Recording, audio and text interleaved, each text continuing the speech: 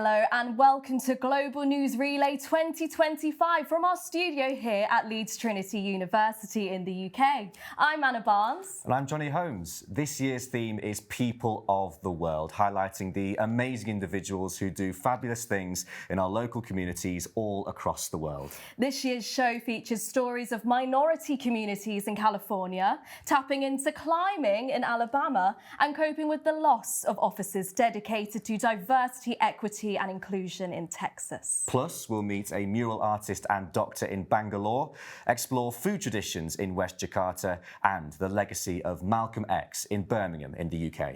And we'll have stories from all walks of life here in Yorkshire. This year's Global News Relay comes from students at California State University in Fresno, Texas State University and the University of Alabama, all in the United States. And elsewhere by students at Alliance University in Bangalore, India, Binus University in West Jakarta and Coventry University here in the UK. But we start right here with our first show produced by the Masters of Art Journalism students at Leeds Trinity University.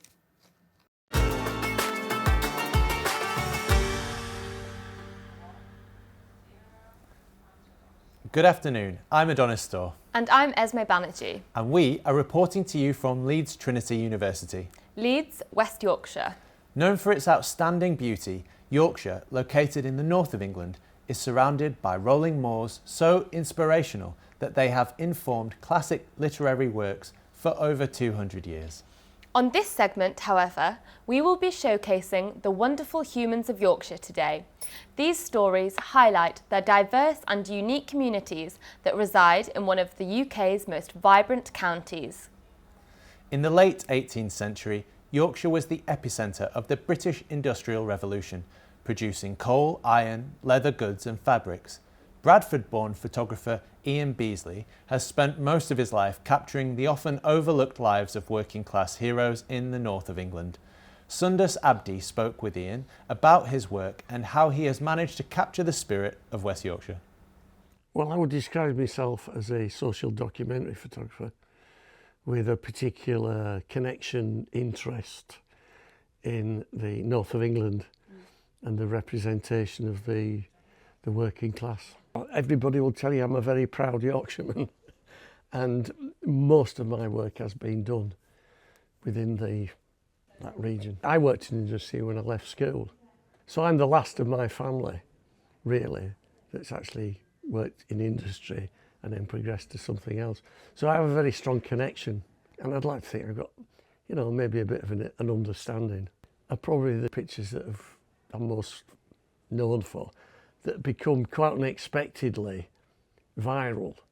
The one of Dolly she was in a psychiatric hospital near Lancaster, and that picture I didn't exhibit for 12 years. I think what that comes back down to is, to some extent, the humanity that's in the picture and the dignity of Dolly, with a heartbreaking story of how ill treated she was by society. You don't necessarily think about that when you're taking the picture, and it's just that it becomes layered with these people's interpretations and people's connection to it. And I photographed the mill when it was working, photographed it when it went into closure, when it became derelict, when it got taken over. So I've been lucky in the fact that I've worked with the mill and the people who've owned that mill for over 40 years, which I think it's such an appropriate place for my work to be shown. At the end of the day, it's a very strong sense of community. It's a strong sense of, to some extent, tolerance, acceptance, and a sort of pride of where you're from. Some really impactful images from Ian there. Now, as the world moves towards a more sustainable future, our Yorkshire region is no different, with progressive efforts being made across the county to make that happen. Huddersfield local Megan Pogson is the student sustainability architect for the University of Leeds. Her passion for environmentalism and sustainability has spearheaded her position into leading this initiative, with the hope of inspiring others to do the same. Our reporter Drew Ashmore caught up with Megan to find out more. I grew up in the Yorkshire countryside and was exposed to nature and wildlife from a really young age, and that's kind of instilled in me a need to protect our local and global ecosystems. And then I followed that up by studying conservation science in my undergrad at university and really gained a scientific understanding of environmental sustainability. Also, while coming to realise that sustainability is more than just the environment, it's also the social impact, and my role as a student sustainability architect now is really synthesising the environmental and the social aspects of sustainability, which is why I'm super passionate about it. I'm basically running a student engagement campaign to boost engagement post-COVID, because we have seen some drops in engagement. Obviously, students form a massive proportion of Leeds City's population, so if you want to get a city involved in an initiative or a new idea, then students are a great place to start because they're super open-minded, and also, you know, young people are the future, and it is important that, you know, we do instill in them this importance of active travel, importance of reducing our carbon footprint, and just a general love of, in terms of the bike hub, cycling, because that is something that has brought me real joy. Drop into the bike hub, it's not just for students, it's for the local community as well. We've got some super friendly faces that are always around to help, and you can visit our website or the Leeds University Sustainability social media. Well, that is such a great initiative. Now let's turn our attention to some sport. Cricket has been an integral part of Yorkshire culture for centuries. However, it's got a bit of a reputation for being exclusionary, and one local cricket club is determined to change that. After one woman lost her son, the club set out to create a more inclusive team over the summer. Our reporter, Charlie O'Brien, went down to St Chad's to see what was happening. I've never played cricket in my life, and I've driven past St Chad's probably thousands of times throughout the years, and about 3 or 4 years ago I was looking over and I thought, oh, I'll give that a go, and the rest is history. I've never left. So Chad's is very much a family affair for us. So there's me, my wife, our now 7-year-old, and there was also Nathan. So Nathan had a physical disability and used a communication aid to speak with. But Nathan came to all of the games. He came to watch his sister train. He came to watch me and the women's team play. He was our biggest supporter. And he said to Paul, the chairman, one day, can I join one of the teams? And Paul just said, well, where there's a will, there's a way. So Nathan passed away last year at the age of 26. And since then, we've decided we're going to continue this pursuit in Nathan's memory, but also to honour his life, in which he spent really fighting for the rights of people with disabilities. We just want to welcome everyone from around Leeds with a disability and say, look, it's an open, inclusive club. Everyone is welcome and there's always something to do. Now, not all of us are built of the strong stuff it takes to spend our Sundays getting bruised, mud-soaked and exhausted. But some could say it's part and parcel of traditional Yorkshire grit.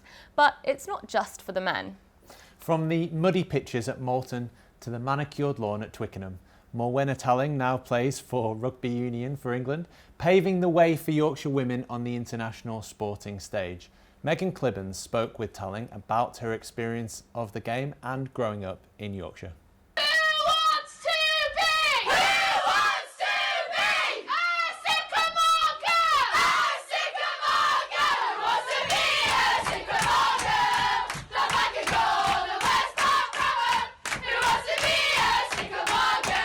It was actually quite good. I think kind of there wasn't really too many challenges when I was younger because like my brothers played at Moulton and Norton, and like yeah, they already set up a women's and girls section, so that was really cool. But I think as I kind of got older, it kind of the numbers dwindled a little bit. So yeah, so like the challenge there was kind of to try find a new club that kind of had numbers that allowed us to play kind of week in, week out. I think kind of just how I was brought up, kind of and even I think when I first started with football, like even in that I think I still had that kind of grit to just work hard. But yeah, it's definitely transferred, and I think playing for Sale as well, that's obviously a big kind of motto of theirs as well, is that Northern Rugby matters, and kind of that Northern Rugby bit and the work hard, the Northern grit we talk about week in, week out. Kind of it's a proud and privileged moment to play for England, but I think like we're playing alongside like Zoe, Tatiana, Ellie as well. It kind of just makes you realise that like Yorkshire's still a big part of me. Every other Sunday of the month, you're likely to see a parade of women wandering around Leeds. Girls Who Walk is a social group that helps women in Yorkshire make new friends. They regularly meet up for coffee and walk across the city as an easy commitment, low-cost way to socialise. Meg is the coordinator and believes that now more than ever, it's really important that women find their people. Now, more from Holly Hughes. So my name is Meg, and what I'm doing in Leeds at the moment is that I'm finishing a grad scheme. So I've been doing a business one, sort of going around through rotations. I've been involved in stuff like governance, events management, and internal comms. Girls Who Walk is a gender expansive community. We work with girls and LGBTQ+ people and non-binary people in Leeds, just as an opportunity to make friends, get out into the environment, just shake off the Sunday scaries and do some nice things around Leeds. So the sort of things we usually do, we normally do yoga. We've done that 3 times since we started. We do some coffee and walks. We mostly start at a local independent coffee shop and go for a walk through there. We set up Girls Who Walk just off the back of the success the Manchester one had. A few of us were just looking to create that in Leeds. I didn't really have a social circle. I didn't have many friends or know how to make them. So it was a really nice opportunity to just go out and do that, find like-minded people and build this nice community for us to have. And just get to sort of experience the organising of it. Any event that we sort of want to create, we can do that, and it's nice just sort of have that to fall back on. Now, here in Yorkshire, we pride ourselves on our vibrant communities and the diverse population they foster. We try our best to create a warm, welcoming environment to all those who choose to call Yorkshire home. One man playing his part in that is Pierre Malo-Moujon, a student in Leeds who manages the Bikes for Refugees charity scheme. Our reporter Will Cooper spoke to Pierre about the project and its impact on the local community. Being a refugee takes up a big part of their life, and they get sort of categorised into this. It's nice to sort of step outside of just that box for once. Yeah, so my name's Pierre. I'm a final year economics and geography student at the University of Leeds, and through the Society STAR, Student Action for Refugees, I coordinate the Bikes for Refugees project. Part of that is we collect old donated bikes. A lot of our donations come from students or university staff, and then we fix them. So we're all volunteers. Once we've fixed up the bikes, we then send them over to PAFRAS, which is Positive Action for Refugees and Asylum Seekers. So they're a Leeds-based charity. We just give them to then pass along to refugees and asylum seekers. So bikes are a free way of getting around. The price of just a bus ticket to get there can be quite a big constraint. It is actually quite a big barrier to people in the system and in that situation. I think a big part of the reason why I first started to get involved was it was an opportunity to learn how to fix my own bike, and then after starting I realised how rewarding it was, and that made me want to carry on and continue doing it. Now you'll need to limber up for this next story, because twice a month a small dance company here in Yorkshire brings together a group of blind and visually impaired people for a very special workshop where they can enjoy the freedom of dance. Set up 2 years ago and called Unbound Dance Theatre, the founder is on a mission to make dance accessible to all and has created a space where people with disabilities are free to experiment with music and movement. Our reporter, Raj Kaur, went along to see the impact of her work, how it goes beyond the classes and helps them in everyday life. Dance is all about connection, and it's that tool, and I'm using it to help people. My mission with Unbound Dance Theatre is to make dance more accessible for everybody. Our main focus is working with blind and visually impaired people, so we're making dance accessible for people with visual impairments.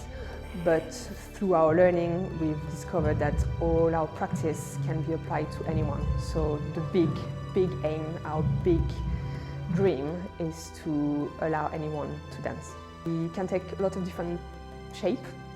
First of all, one thing that's important to remember is every sight loss is different. So every person you're working with is unique. So you need to learn how to work with the people you have in front of you. It's not about trying to see, it's about closing the eyes, understanding and connecting with your own body and understanding how you can dance through that. Here again, it's two-way communication. I give them something, but they give me something. And we always do a bit of a checkout at the end to see how people are. And they are feeling better in their body. Like the body feels like smoother, more articulated. They free up space in their brain, so there's this sense of like opened up. They opened up to the space, they've opened up to themselves, and then they've opened up in like a really genuine way with other people. So I think there's this sense of elation and elevation at the end of the workshop. I do feel a bit like dancing now. So our next guest has a very interesting background, having worked as an Anglican priest his whole life. He now tours Yorkshire, filling in for Sunday services where he's needed. So he's like a supply teacher, but for churches? Exactly, Esme. So Ben Moncey went to go speak to him to find out how his unique job works. I was in full-time ministry for over 40 years, but now I'm part of the old and bold. Well, old anyway. I'm what's called a retired priest. I help out in parishes in the area around York and York itself when called upon to help by the vicars of other parishes. One of the interesting things about the Church of England is the whole variety of styles of worship. And I have this rule that I obey the table manners of the place where I am. I do what they're used to as far as I can. Of course, mistakes are sometimes made, but they're very forgiving, most congregations. I think the thing I enjoy most about working in the church is working with people at the very important points in their lives. You know, baptisms following a birth, weddings when a couple commit themselves to each other. And one of the most challenging, but also one of the most rewarding areas of ministry is helping the bereaved. And I think that's one area of ministry which is very important. Now, Adonis, you went to Parkrun at the weekend. I did, yes. I went to Parkrun in Bramley, where I live. And what exactly is Parkrun? Well, good question, Esme. So Parkrun began as a timed 5-kilometre run in a park in London about 20 years ago and is now a global phenomenon. In fact, wherever you're watching across the globe today, there is probably a parkrun near you. I spoke to Bramley Parkrun event director Jean Hollins to find out more. I'm more than happy with being a run director. For me, it's about putting on the event every week, making sure, we've been doing it for 9 years, but it's a great community event. Regularly about 160 people come to Bramley every week, regularly about 25-30 volunteers as well. And volunteers are what make Bramley Parkrun. We have totally anybody, retired people, people that are pregnant, everybody comes. Some run it, some walk it, some do a bit of mixture. Yeah, you're going to get your fast runners who can do it in 20 minutes. I won't ever do it in 20 minutes. It's come along. You don't have to run it, you can walk it, you can volunteer. Just come, sit and chat to people. If you're feeling a bit nervous, look for somebody in a high vis. It's raspberry, but people call it pink. Just come along, chat to some of the volunteers. As I say, we've got some lovely marshals at Bramley. And just come along.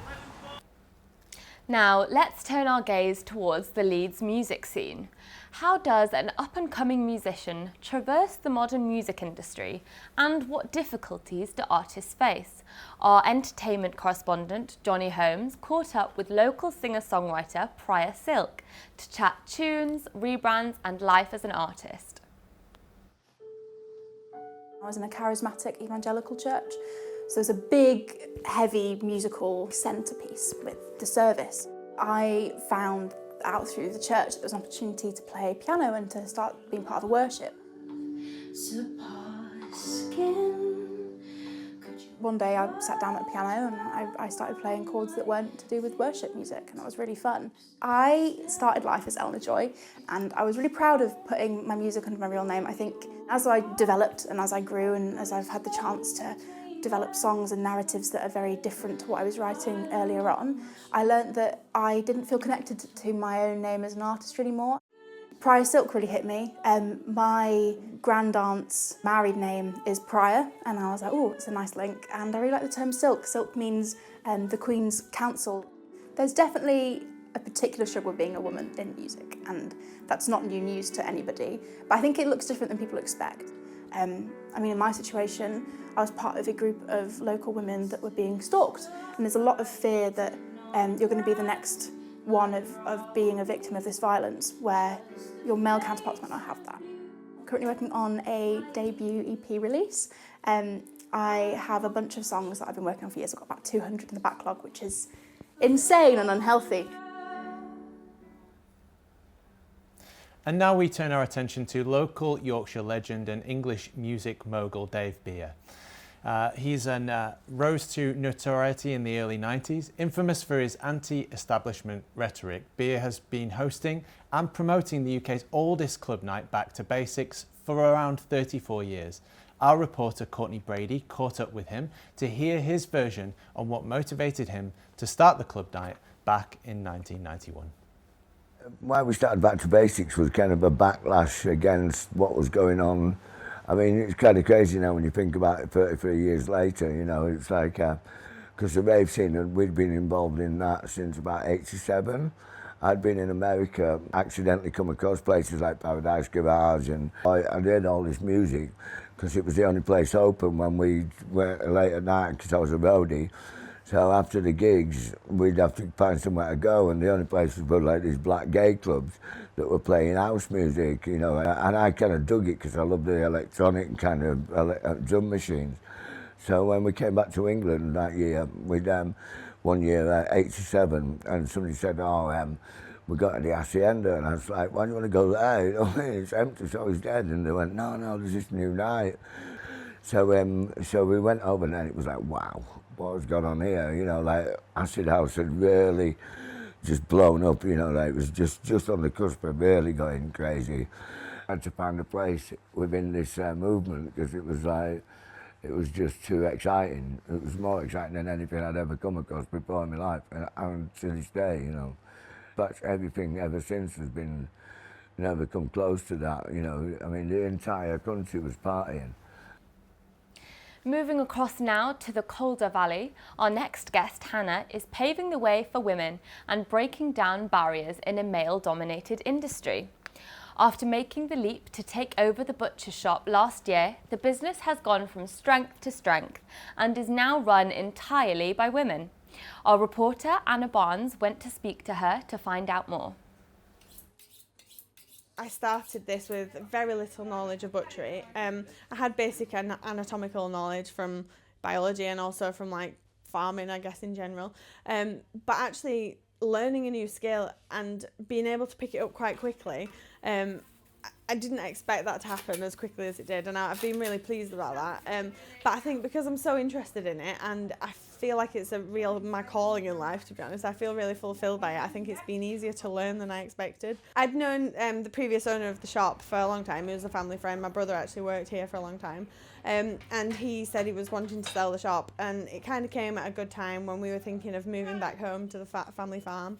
My husband and I decided, well, it was a bit of a career change for me, but we thought the best way of marketing our own produce was to actually sell it ourselves and cut out the middleman. And we're hoping that it's going to future-proof the farm for us when we take over eventually. I think a lot of people are really interested in animal welfare as well, and having local food, and I think that's something that stuck with me. Like, quite a few people are really appreciative of what we're trying to achieve. So there's a little old couple that come in and they ring up sometimes and they order some of we do like some added value products, so like chicken fillets with a mushroom sauce wrapped in bacon. and they ring up on a Saturday sometimes and ask us to make them for them. And when they come in, they just said, you know, you've really changed our lives with these. And as much as that sounds like a massive statement, they said we just got so bored of food, and it's so lovely to find something such high quality that is so tasty, and we just absolutely love them. And that really made me think, oh, I'm actually doing something really worthwhile. Such a lovely story there from the heart of Yorkshire. Well, thank you for joining us. I hope you learned a little bit more about the amazing people of Yorkshire. We hate to see you go, but stay tuned for the rest of the show and get a glimpse of more stories from around the world. I have been Esme. And I'm Adonis. Thanks for watching. Goodbye. Goodbye.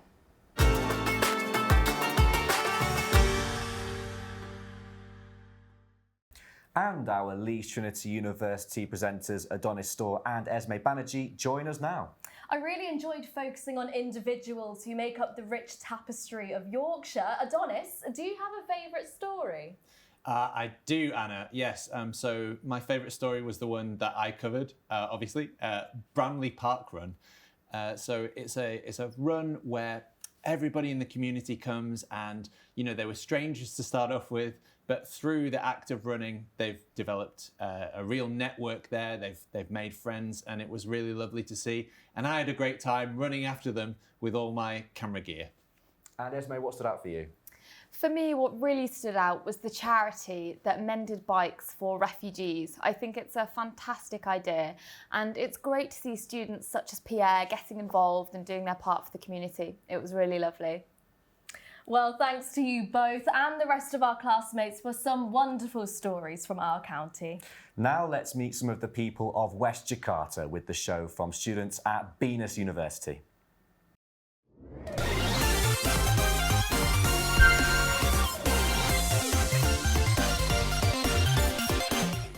Good evening everyone and welcome to Jurnal Binusian.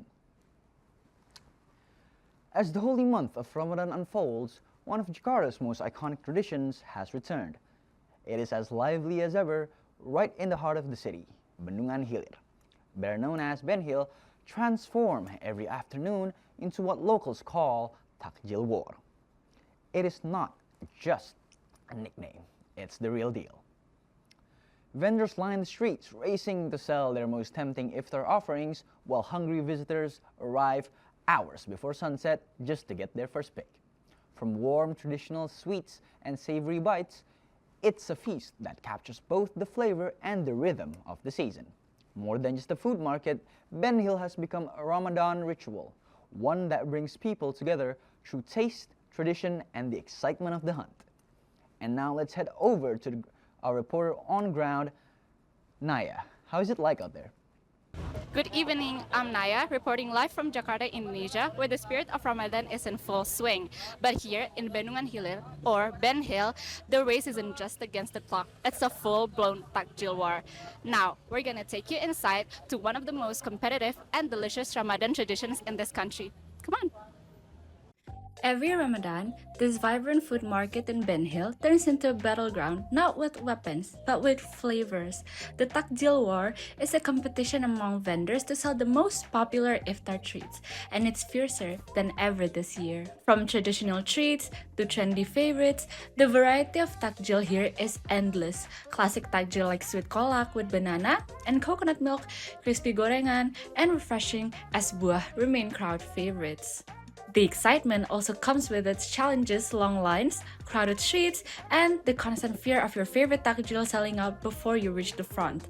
But for food lovers and fasting Muslims, it's all part of the Ramadan experience. Halo, kakak namanya siapa? Kesibukannya apa? Halo, nama aku Kalista. Aku sekarang lagi sibuk magang. Oke, kalau Kak Kalista kenapa nih milih kesini buat beli takjil?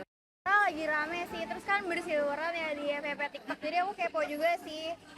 Terus apa aja sih Kak yang dibeli hari ini? Hari ini aku beli es kelapa, terus ini kayak ada bakpao sama piscok sih. Kenapa tuh kakak beli? Kalau es kelapa kan mungkin bukanya tuh enak-enak pakai yang seger-seger kali aja, aku beli es kelapa. Terus kalau misalnya piscok sama bakpao ini mau coba yang manis-manis juga sih. Oke deh, kalau gitu makasih ya Kak.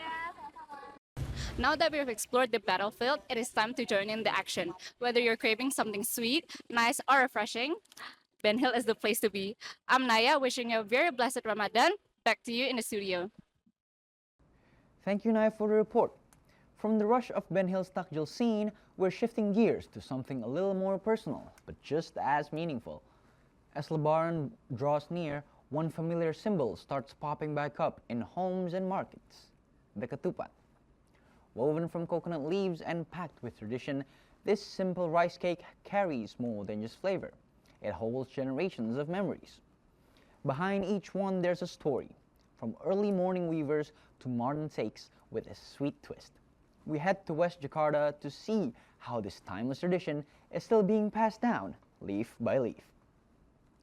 Let's go to Guard on scene. Before ketupat becomes a dish, it starts here, carefully woven by hand. Near the busy streets of Rawabelong, vendors work tirelessly in the days leading up to Lebaran, weaving thousands of ketupat to meet demand. The process is intricate, requiring speed and precision. The young coconut leaves must be folded in a specific pattern to create a casing that is both sturdy and flexible, ensuring the rice inside holds its shape as it cooks. For many vendors, weaving ketupat is more than just a skill. It is their livelihood, especially during the Lebaran season, when demand is at its highest. The weaving process may look simple, but it requires precision and efficiency to produce large quantities in time for the celebration. For many families, weaving ketupat at home was once a key part of Lebaran preparations. But today, ready-made ketupat is more widely available. While traditional ketupat remains a Lebaran staple, another variation has become a popular alternative in Jakarta's markets. At Bendungan Hilir Market, better known as Ben Hill, vendors are offering an alternative to traditional ketupat, which is ketupat ketan. Made with glutinous rice instead of regular rice, ketupat ketan has a stickier, more compact texture, making it easier to eat on its own rather than as a side dish. We spoke to vendors about this rising alternative take on ketupat and why more people are choosing ketupat ketan. Ketan kita buatnya direbus pakai santan nggak? Ya, selama 30 menit kita rebus pakai santan, lalu diangkat, kan dia beda, nggak kayak nasi Kak. Biasanya nasi tuh ada yang dikukus, ada yang direbus juga. Biasanya kalau nasi tuh kita merebusnya pakai air biasa aja Kak. Kalau ini pakai santan. Lebih enaknya karena gurih Kak, ada santannya di luar. Ya biasanya santannya kita lebihin karena kan supaya pas dijual begini kan ada santannya di luar tuh. Ini bisa Kakak bisa pakai lauk, bisa pakai rendang, atau kayak dia ada lawannya Kak, tape hitam. Ya. Proses pembuatannya itu pertamanya direbus pakai santan encer dulu. Kalau udah agak kering baru masuk ke santan kental. Prosesnya itu bisa 3 jam sama 4 jam. Santannya itu harus yang bagus, ketannya itu harus yang bagus juga. Karena kalau campur nggak enak dia, keras. Kalau ini empuk dia. And finally, still in East Java, the warmth of the season continues. Not just through food or gatherings, but through arts. Across villages and neighborhoods, communities are coming together to celebrate in their own creative ways. From wayang puppet shows and traditional dances to poetry and performances, these moments help connect people from all ages. It's silaturahmi, brought to life on stage, reminding us that celebration isn't just something we do, it's something we share. Over to East Java now, where the stage is set for some incredible performances.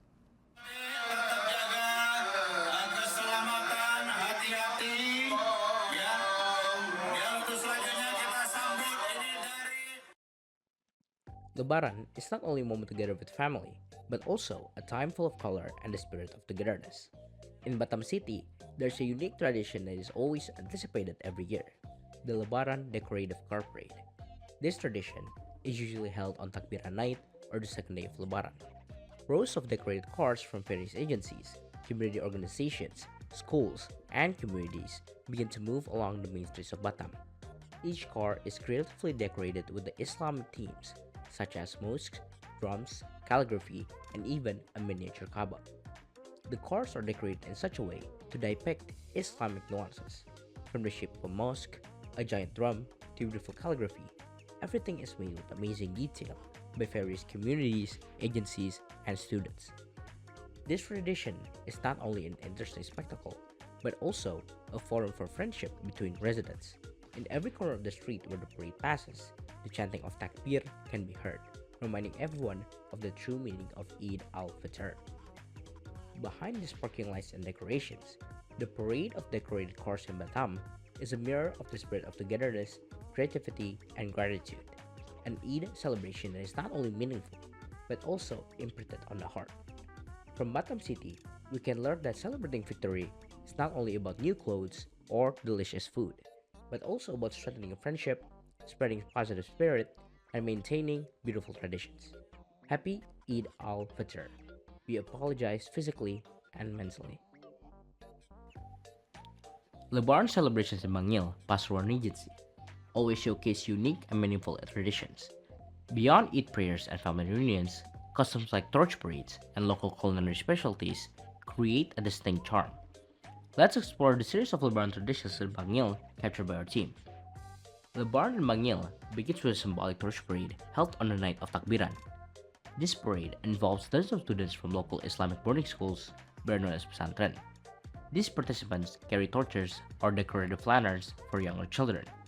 They march through residential areas, creating a mesmerizing trail of light to illumine the night.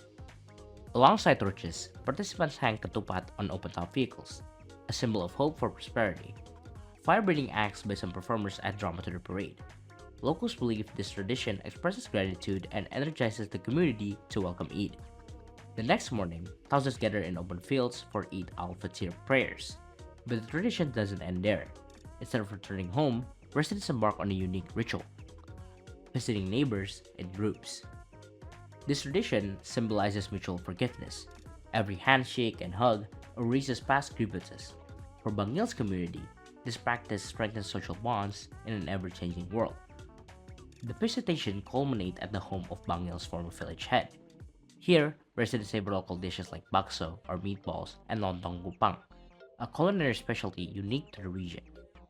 Lontong kupang features fresh mussels and a rich spicy pati sauce from Surabaya. It is served with rice cakes.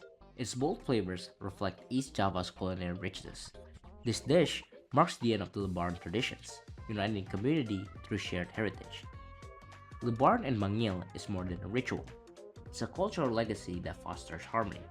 From torches lighting up the night sky to the pati sauce that unite flavors, these traditions embody a resilient local identity. From Bangil, we wish you Mohon Maaf Lahir dan Batin. Until next year's traditions. That's all from us tonight. Whether you're out chasing takjil or spending time with loved ones, may the season bring you warmth, togetherness, and plenty of flavor. I am Rishad. Thanks for watching, and we'll see you next time.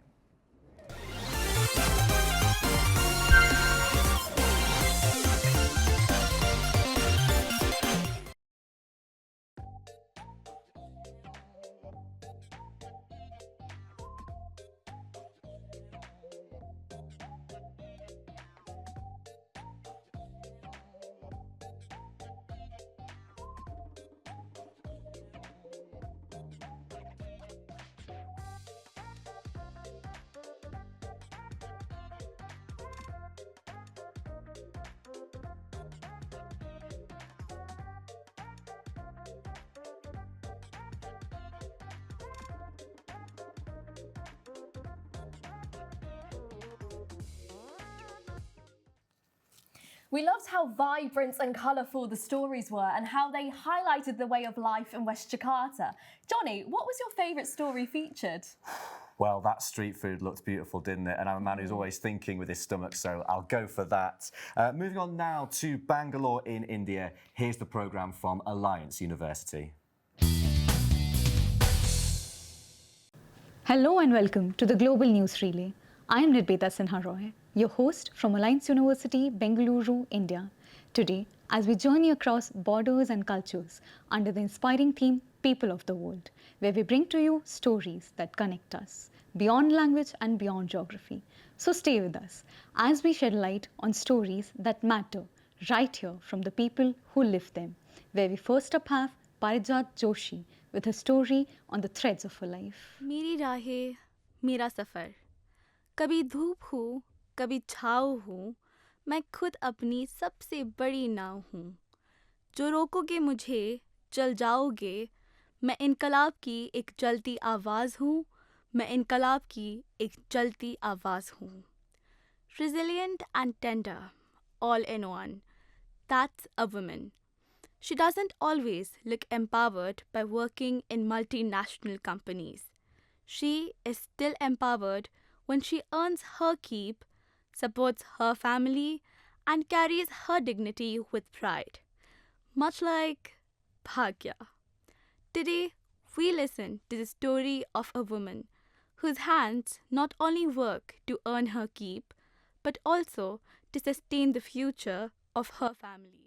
आपके घर में वो responsibilities आप कैसे बांटते हो? मैं ये सभी को रिस्पॉन्सिबिलिटी लेता है, क्या करेगा?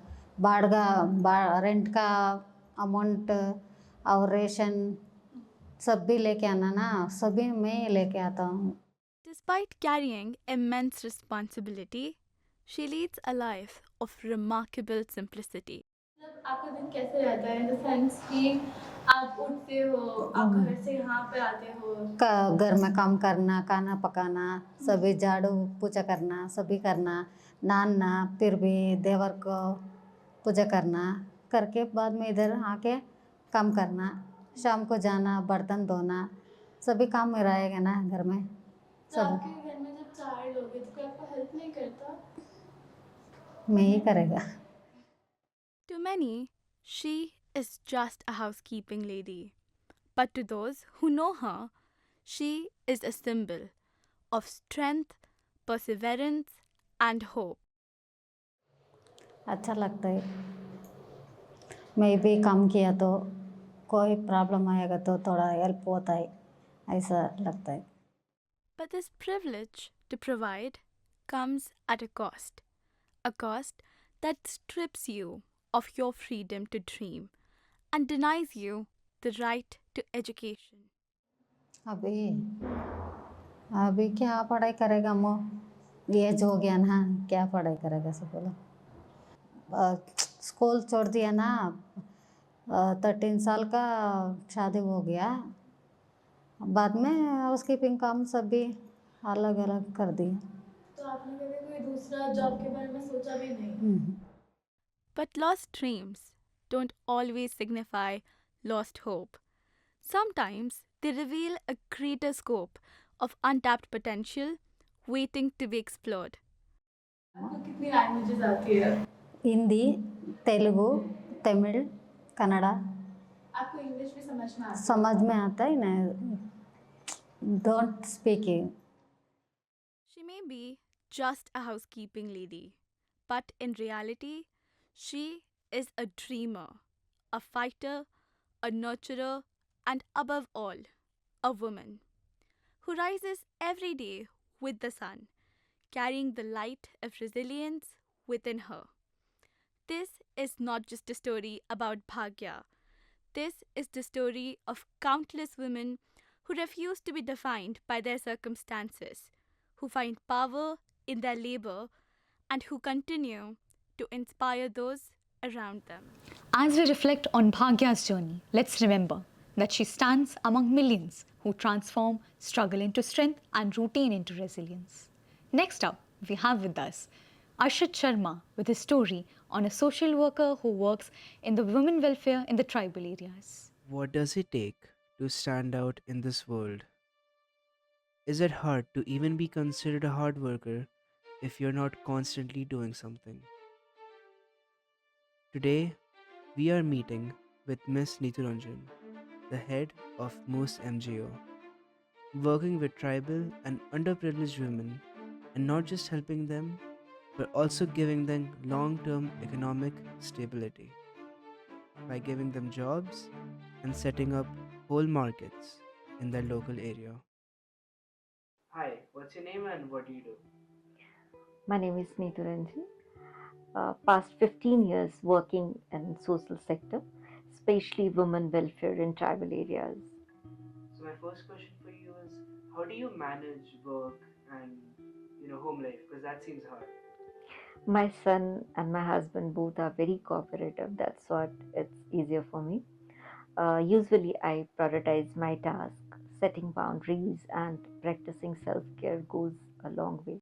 My second question to you would be, what is the hardest things that you have seen working with tribal people and underprivileged women? They are facing significant challenges, including poverty, limited access to education, and healthcare.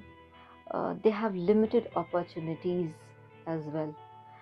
The worst part is violence, such as emotional, sexual, and physical abuses, threats if they raise their voices. My last question for you is, do you have any hope for the future? And what is the one thing you want to say to the people watching right now? I definitely have a hope for the future because since working in NGO, we have seen so many women getting economical stability. And just getting seen as a big part of it as well.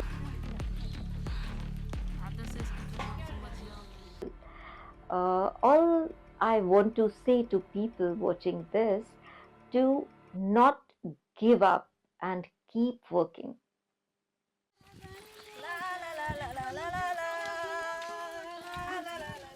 This story is a tribute, not just to her tireless efforts in the social sector and women's welfare, but to all those who choose to work in the grassroots, where real transformation begins.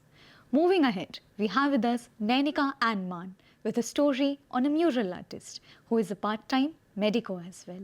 City never sleeps. Calls ring, footsteps race, conversations blend into a steady hum. People rush, tasks pile up, the world moves forward. But in the midst of all of it, an artist stands still. With a brush in hand, she finds calm in chaos, turning blank walls into stories. And as the colors come alive, something magical happens. The hurried footsteps slow, the noise fades. People stop, even for a moment, to take it all in.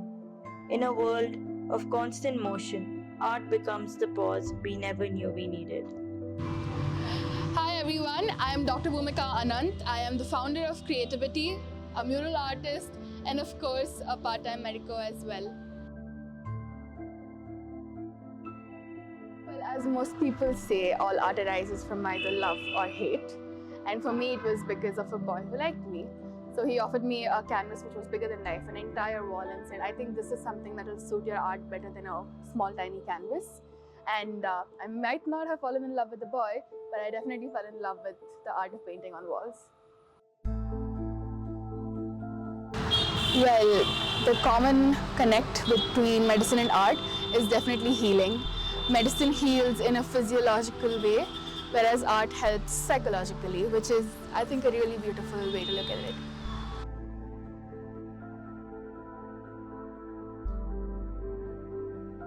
Well, over a course of 2 years, we have completed over 200 murals and trained over 3,000 people. But my favorite mural will always be this one right here.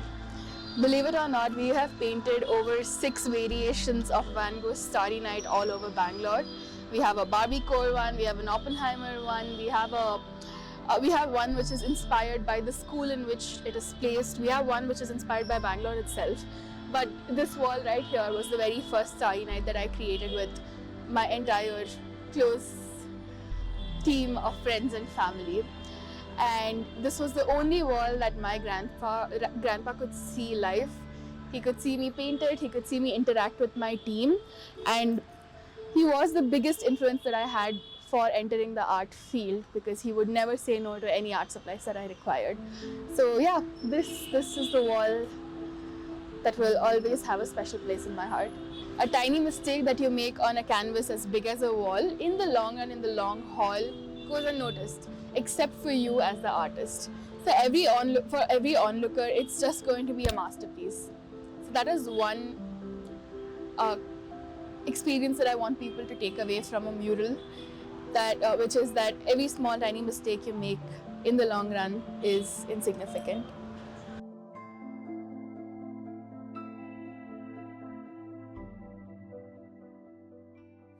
For some, murals are a second calling. In the hospital, this artist saves lives. On the street, they bring them to life in color. Nearing the end of our segment, we have Joanna Emma Jose with her story on dogs as humans' universal companions. All the way from the heart of India came a man with a quiet dream and a deep love for dogs. In the city of Bangalore, there's a place where the world comes together between tails and snoots. Welcome to Thepab Dog Cafe, where love for dogs has no boundaries. So I thought, okay, I'll just go to a place probably and spend some time, and I could not find such place. So I thought, okay, that's I think there will be more people like me who might be looking for a place, okay, and they can spend, some time. So that's how the idea, came into the picture, and then I thought probably we can do something for pet parents also. A lot of pet parents, but hardly any pet-friendly places. In real meaning pet-friendly. A lot of places they will tag them as pet-friendly, but there will be kind of nothing for pets to do. What started as a dream has grown into something truly magical. Here at Thepab, strangers walk in and leave as friends. Families are made, one wagging tail at a time.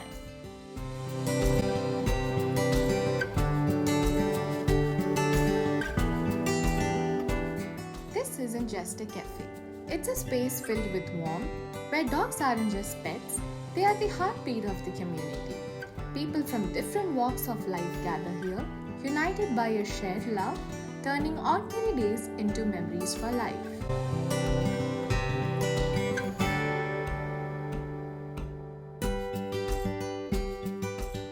At Thepab, every bark tells a story, every cuddle brings a smile, and every visitor, two-legged or four, becomes a part of the growing family.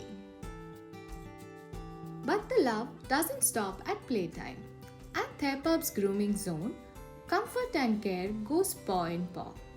Every gentle brush, every bubbly bath, it's all about making each furry friend feel pampered, cherished, and right at home.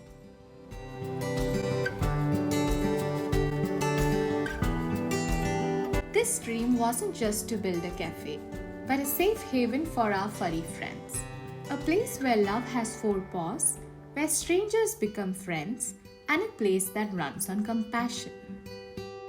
Because in this noisy world, sometimes the sweetest sound is a happy bark, and the warmest hug is a furry one.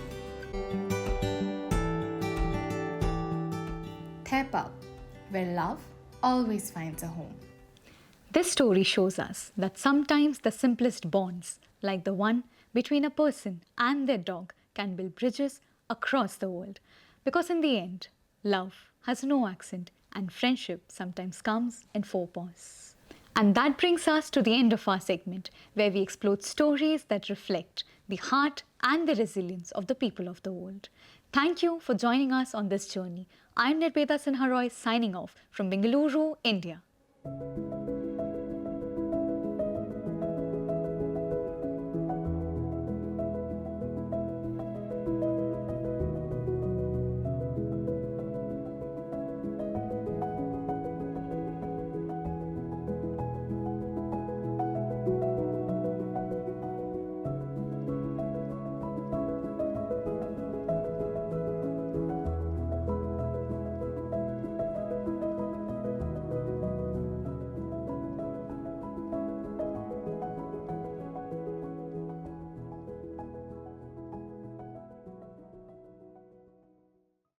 And Leher Dani and Nabida Sina Roy from Alliance University in Karnataka, India, join us now. Leher, can you tell us what part of your stories had the most impact for you?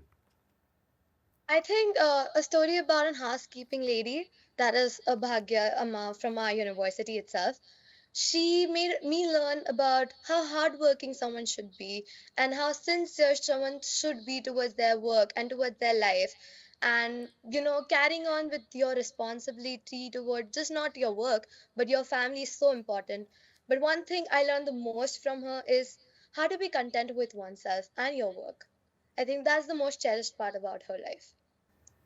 Thank you. Nabita, we would love to hear a bit about why exactly did you choose to put forward these 4 stories?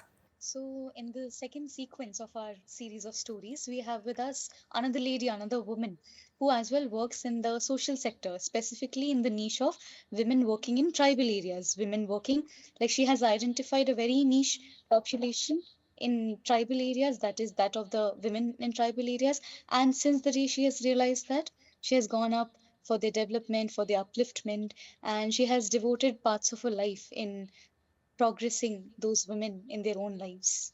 Another women's story we have is of a mural artist who is also a medico. And she has dedicated her life to artwork, but also, she works on the well being of other people as a medical professional.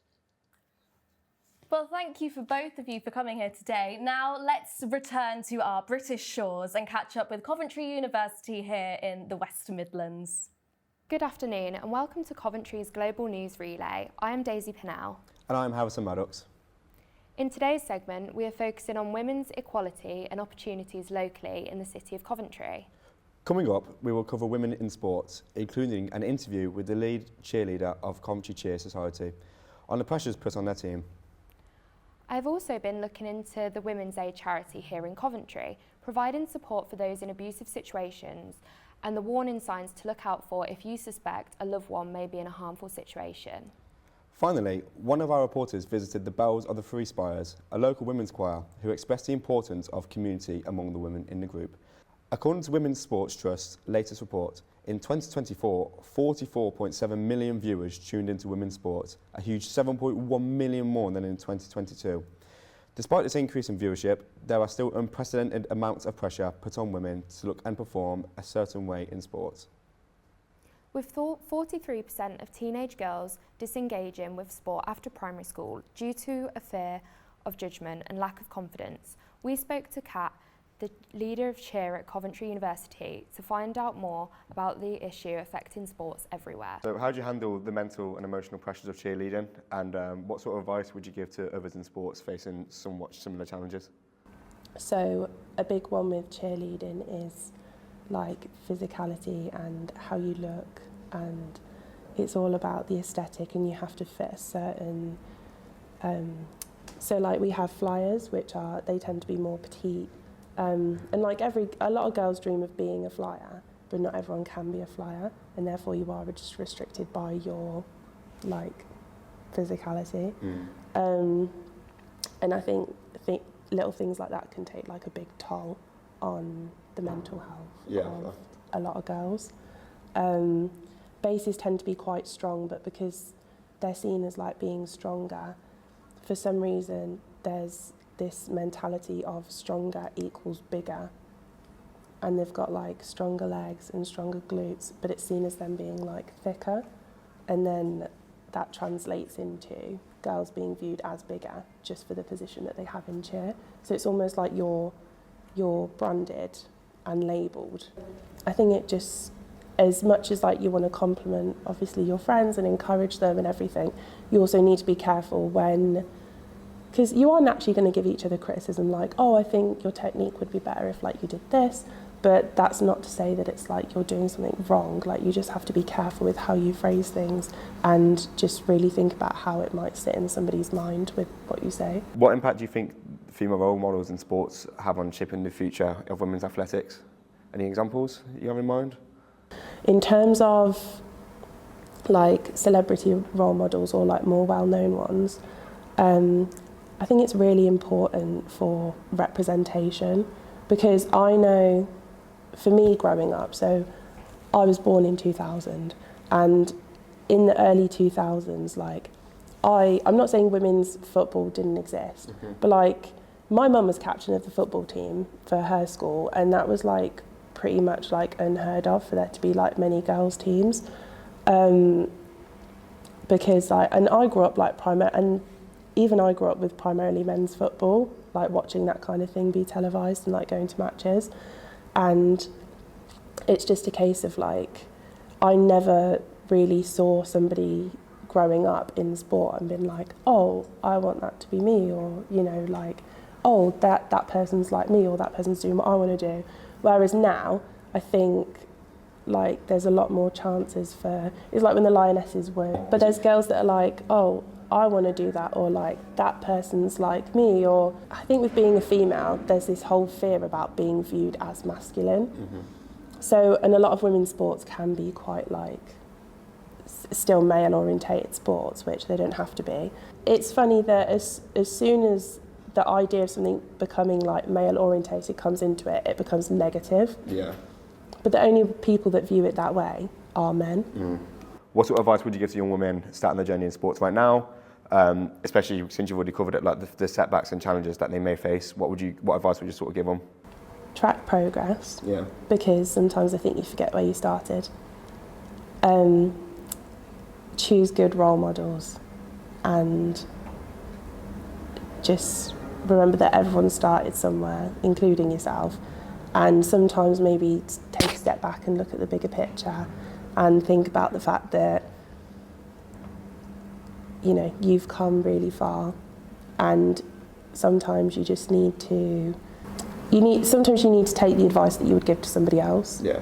You're always going to be your own worst critic, but if somebody said to me like if I said to somebody like, oh, I can't do cheerleading, like I'm 5'8", like I'm a bit stocky, like whatever. And if somebody said that to me about themselves, I would be mortified and give them a list of 100 handwritten reasons why they could and should do cheerleading. But then obviously I wouldn't have given myself that same kind of thought process. So I think you just need to take a step back and look at yourself in like the third person sometimes, and just view yourself that way. It is certainly a prevalent issue, isn't it, Harrison? Definitely. And from what Kat was saying, it is an issue that the teams are working on with each other, providing a shoulder to lean on and lifting each other up, really. With the campaigns such as This Girl Can, hopefully more girls and women will feel more encouraged to take the jump and join in with more sports teams across the nation. Absolutely. And our next story is one of extreme importance, the work of the charity Women's Aid, specifically Women's Haven Coventry. According to the Crime Survey for England and Wales, an estimated 2.3 million people aged 16 and over in the UK experience domestic abuse yearly. Numbers of prosecutions are increasing, but is this a reflection of increased awareness, or is this just the tip of the iceberg? I interviewed Jamie Richards, Officer of Development and Funding for Coventry Haven, to explore this further. So thank you for joining me here today, Jamie. If you would just like to tell us a bit about Coventry Haven's Women's Aid and your role in particular with the charity. So I've been with them for just over 8 years. Back quite a long time ago I used their services, so hence why I've ended up here from the corporate world into the third sector. As an organisation, we've been here since 1972, and we offer a whole range of services for victims of abuse, including the children, and a whole wide range of services, not just refuge, but in the community as well. Domestic abuse has been described by London's mayor recently as a hidden crisis. Do you believe that the amount of people that request your support and services kind of reflects that? No, it's just the tip of the iceberg. Last year we supported over 8,000 people via the helpline, but that includes professionals and other people seeking help. But with regards to women plus their children, it was in the region of 4,000, and that's increasing. But it's definitely only the tip of the iceberg. It is kept hidden because of the humiliation and embarrassment that you feel as a victim. And what sort of services does the charity offer for those needing support? We've got 3 refuges across the city at confidential addresses, and it's not just temporary accommodation, it's actually true refuge in the sense of the word, in that they've got their own support worker, and we signpost to other specialist services. So if there's a sexual abuse involved, we would include CRASAC. We work with lots of different organisations across the city. We've got different services in the community, such as FGM, Female Genital Mutilation Project. We've got a project called IRIS that's within the doctor surgeries across the city, 2 levels of training, and it's just another opportunity for our services to be accessible to as many people as possible. A really great project. We've got a project that's co-located in the police station, and that gives an early intervention response. So last year 40% of arrests in the West Midlands were due to domestic abuse. Do you think those numbers this year are going to increase, and how can we as a country ensure these numbers don't go underreported? I think they'll definitely increase, and that will have something to do with the Raneem's law that's just been signed off. The fact that there's specialists in those spaces helping the police to recognise, we've realised with our early intervention team that a lot of the, say, risk assessments were being downgraded, and the police were not recognising that. So it's been a brilliant opportunity for us to train all the agencies around that. So I think the numbers will go up. And why do you think it is mainly women that have a higher chance of being domestically abused? We always say males are at risk, just as much risk as females are from male violence. Possibly females have better support network. I definitely think there's something in that, being so much harder for men to reach out. Yeah, so do you think there's a lack of equality in the services provided for men versus women? It's harder to engage men. Our helpline and our services are open to male and female victims. It is a gendered issue, absolutely. It happens to women a hell of a lot more than men. What are some of the key factors that friends and family should be looking out for if they suspect someone they know or in their family is being abused? There's lots of red flags for definite, but the most important thing is the response. The victim will be being told what they can and can't do. So for them to reach out and ask their closest friend or family, it can't be victim blaming. It could be that, why don't you just leave? Just is such a damaging word. If you're with a crowd of friends, for example, and there's a couple there and you see that they possibly behave in a different way or they're not as outgoing, if there's lots of calls when they're out, when they're separated from their partner, the really, really good ones is the coercive control. It's really hard to explain and understand. It's things like being looking before you answer a question. So something might be directed at you, but you might look at your partner for kind of validation, like as a child. Final question, do you have any events or fundraising? How do you try and get the word out to the general public? We use a lot of social media. People are doing a lot more fundraising events, running and half marathons and things like that for us. My job is for funding applications, tenders, bids. We need to diversify our income because there's just not enough money for services such as ours. Jamie made some interesting points, and hopefully the local police will continue helping those looking for support. And our final story, the Bells of the Three Spires, Coventry, showed us their amazing singing skills and discussed how the group prevents loneliness and gives women a sense of unity. So in what way do you think the choir addresses the challenges that women face in society today? I think today's society, it can be like a lot of women feel like there's competition with each other, so in the workplace, on social media and things like that, and also we feel like connected on social media but also disconnected. So I think having a place where you come every week, like work together as women in real life, like person to person, really helps foster like that sense of community and like battles against the feeling of isolation. Absolutely, yeah. So what inspired you to join the choir? Well, because I've moved here from Ireland, I don't know anyone here. I used to sing in a choir at home and I was like lonely, and my mum said, well, you like the choir, join a choir. And it's given me a family away from home, and then I work in a really high pressure job, and I needed something that would just completely switch me off from work, and some days you're like, oh, I don't want to go to choir, I'm too tired, and I come and we're fully immersed in our singing and everyone's chatting, and I go home and I feel reinvigorated and refreshed and I forget about my stresses, so it just gives me something away from the pressures of work and reality to focus on. Do you think it contributes to your sense of community in that way? Oh, definitely. I mean, we refer to ourselves as a Bells family. Yeah. We have our Bells family, our Bells bubble, and I know when I've been here 17 years now, and when I had a car crash and it was people in the Bells that I rung to go, can you come and help me please, and they're always supportive and always helpful. It's like another family. It's definitely another family, yeah. Lovely, thank you. So what message do you hope to convey through your music? I think the message that we put across to our audiences is one of singing together, one of joy and harmony together, and quite often when we sing to audiences, we encourage them to join in, especially with some of the older songs. But we also encourage them to join us. Yeah. I've been with the Bells 15 years, and I found it brings me a lot of joy. And I think the point that when you're singing in a song and you're expressing it as well, it takes away everything. You think about nothing else but the words of the song and the message that you're putting forward, which is often one of love and triumph over adversity.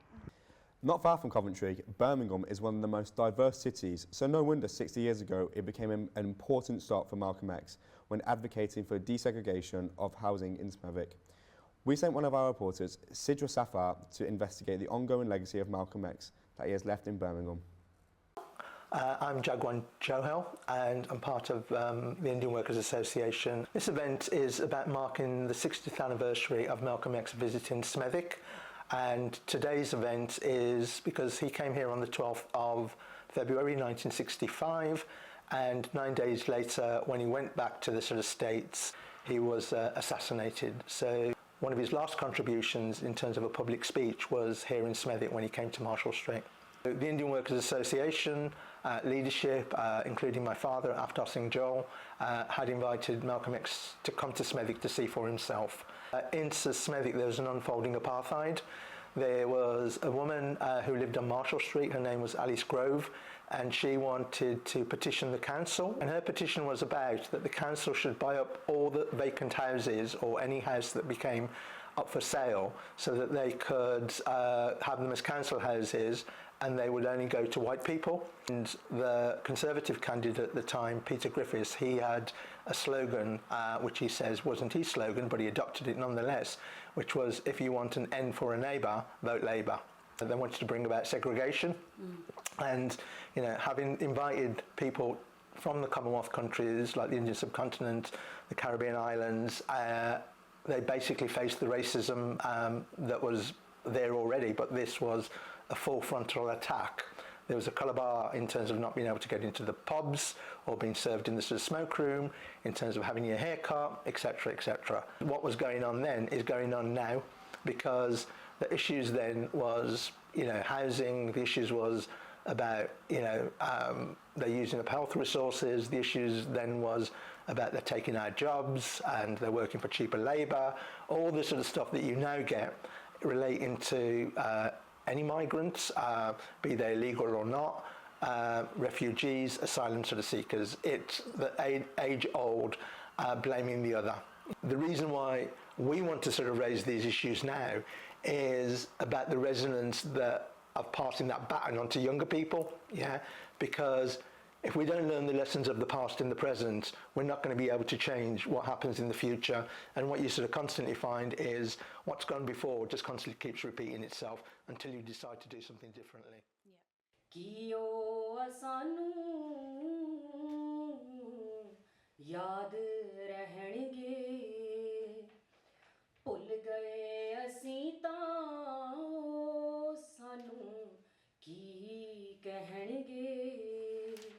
That's all from us at Coventry University in the UK. Thank you for watching. I had no idea Malcolm X visited Birmingham. Yeah, and right before his assassination as well. Thank you very much to the students at Coventry University for that one. Now we move across to our American section of the show, and we start with the University of Alabama.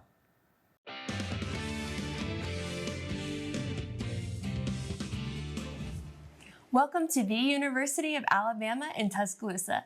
Thanks for joining us. I'm Rachel Seal. And I'm Lyric Franklin. We're excited to participate in this year's Global News Relay and introduce you to people of the world in our area of the Southeast United States. Topping our newscast, we know many people who have a love of flying and others who have a fear of it.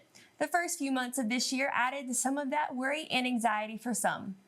By March, the National Transportation Safety Board reported 113 aviation accidents. In January, 67 people died after a crash between a military Black Hawk helicopter and an American Airlines commercial plane. Then in February, 2 single-engine planes also collided. This has some people questioning safety and the training of pilots. Join me as I take you to a local training school where the top priority is safety with multiple checklists before takeoff. Right. What is ground effect? So ground effect is going to Matthew Madden knows it's important to take notes and apply everything he's learning in this debriefing. Madden is one of hundreds of pilots trained for months on the ground and in the air in flight school. I have wanted to do this forever, and everyone had just told me that it was too expensive and took too much time and I'd never be able to do it. From their first day of school at Sanders Flight Training Center in Tuscaloosa, students learn a mnemonic device. It helps them evaluate whether they are fit to fly on what's called the I'm Safe checklist. I is illness and then medication. Have we been taking any medications that might affect us? Stress, alcohol, fatigue, emotions, or eating. After a debriefing and studying flight manuals, each pilot goes through a mental checklist before preparing their plane to hit the runway. William Walker is the chief flight instructor at the school. He says with advances in autopilot navigation, commercial planes can basically fly themselves. Still, the Federal Aviation Administration requires 2 trained pilots in the cockpit to ensure passenger safety. The biggest thing to do as a passenger if there's an emergency situation is follow the instructions of the cabin crew on that aircraft. They have been specifically trained in accordance with all of the federal rules and regulations. Flying commercial is statistically safer than any other form of transportation. But certified pilots are the first to tell you there are issues in aviation which need solving. Those include night vision goggles, which impact a pilot's depth perception. Airport runway lights are changing to LED lights. LED lights, depending on the type, may or may not show up as well on night vision goggles. The pilots in training say their priority is to pace themselves and rely on their training and instincts. Their goal is to get everyone on board, including themselves, safely back on the ground. Rachel, it looks like you learned a lot about the training and others can too. The Sanders Flight Training Center opened in Tuscaloosa, location in April 2024, and has a second location in Jasper. That's right, Lyric, and they will soon expand to Huntsville. If anyone is interested in flight training, they advise looking at the various programs which require different types of training for commercial versus private planes. Alabama's recent school report card showed improvement in reading test scores. The state superintendent credits the Alabama Literacy Act and what some schools are doing to bring in community members who are invested in helping out. Reporter Allie Reed joins us now to show us more about how this local program works. Allie? Volunteers in Tuscaloosa's Reading Allies program typically have a love of reading on their own, but many of them want to make a difference, one reader at a time. Did y'all have a good session today? Yeah. Reading does not come easy to every student. That's why volunteers like Allie Harper say it's important to help improve skills at an early age. I wanted to make a difference in a child's life. I wanted to help children read, and I know that this skill is something that is important all of a person's life. Harper is one of more than 750 volunteers in West Alabama who dedicate an hour a week in the classroom reading with children. We write down and evaluate what the children have done in that lesson so that the reading specialist can go back and know whether to continue that skill or change the skills up. While Harper is retired and a lifelong advocate for reading literacy, organizers of the program Reading Allies say they encourage adults of all ages and backgrounds to volunteer. It is all laid out for you, so you just show up and get to spend time with a kid who is so excited to have 30 minutes of uninterrupted attention from one person, and they love the same person coming back and working with them each week. The goal is building positive relationships while fostering a love for reading books like these, but also building the confidence to motivate students to continue the desire to learn. After 1 year in the program, most students in the Tuscaloosa city and county schools see their oral reading fluency percentages grow to 95% accurate and above. guess it was maybe last spring. And she's like, I just want you to know that Southview had the best improvement in their reading testing from last year to this year. And it had gone up to like 80%, which was a really significant increase. With each 10-week session, the volunteers hope their relationship leaves a lasting impact, one lesson at a time.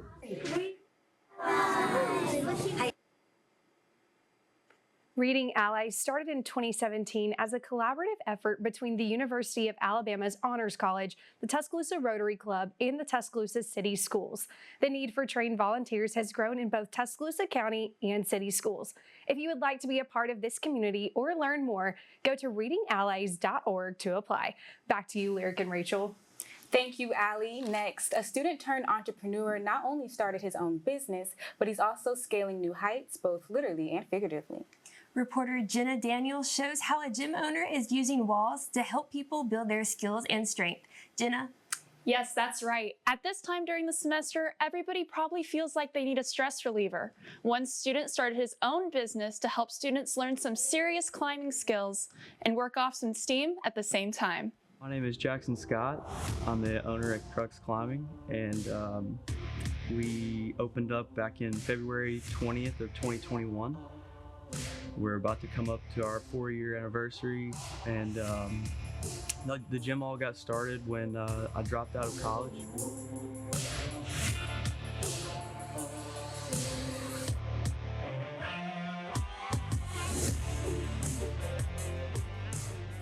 After some time, a friend of mine invited me to go climbing with him outdoors, and I had never even really considered climbing as something like that to do, so I took him up on it, and I ended up falling in love with it.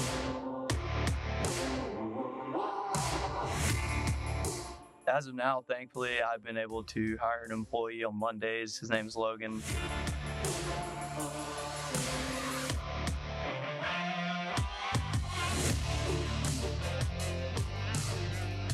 Everyone has their own process for how they kind of set routes for put holds on the wall, right? Most of the time I'm starting with some sort of inspiration. So I'm looking online for ideas.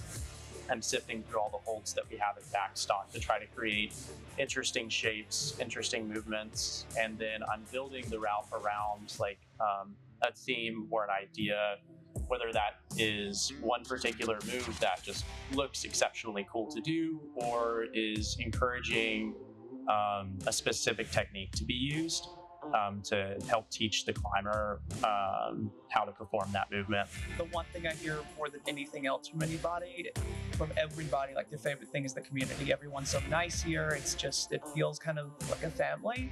And on top of that, the wall over there are new problems every week, so there's always something fresh.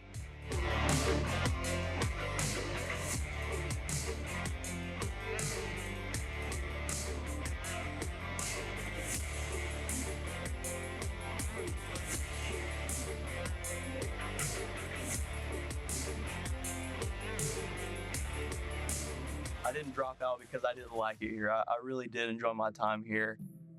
So that was kind of the first place that came to mind, is like, let's go check Tuscaloosa. We began looking for lots and buildings, and there honestly wasn't that much available. But right here in the neighboring town, Northport, there was a few places available, and this place was like a little bit high on the budget, but it was perfect. It had everything we needed, and there isn't a gym here. There isn't a local gym here. The school does have a wall, but there was no real good place for the local community to come and train and just have really good flexible hours. So that's why we ultimately decided on Tuscaloosa.